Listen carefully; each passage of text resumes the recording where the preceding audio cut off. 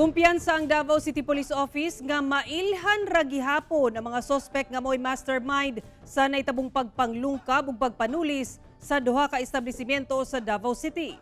Ani ang report ni Argil Relator.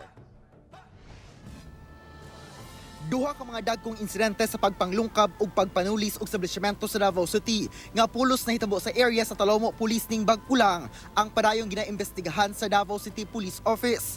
Doon na sila persons of interest apang kinahanglan pa nila mangita og dugang ebidensya aron mapalig-on ang kasong ipasangat. Sumala sa kapulisan, giplanuhan ug gitun-anadaan sa mga suspect ang paghimo sa maong krimen. Hinoon, dili pa matumbo kung usa ka grupo lang ba ang suspect sa mga insidenteng pagpanglungkab ug pagpanulis. Kung naamay ka nang makita nila, sir, kaduda-duda, i-report na dayon, sir, para maatuan dayon sa ato ang mga intel operatives. Dili lang nato i-ignore kung na sila makita sa gawas nga paaligid-aligid.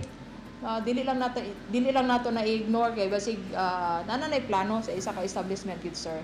Sa datos sa Davao Police, gikan January hangtod September 10 karong tuiga, ana sa 29 ang natalang robbery incidents o pagpanulis og 40 ang na-report nga theft o pagpangawat.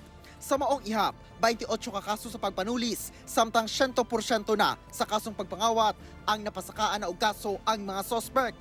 23 sa mga kaso sa pagpanulis ug 36 sa kawat ang nadakpanasab ang mga suspect. Ang ato ang gihimo ana, sir, police visibility, ang ato ang mando sa ato ang city director, magkandak og patrolling, no? Labi na diha sa mga business establishment nga morning pa lang, sir, no, naanay mga ipagawas or pasulod nga kwarta.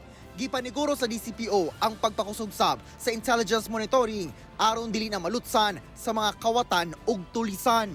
Kauban si Leo Arcajes sa kamera. Ako si Argil Relator para sa One Mindanao.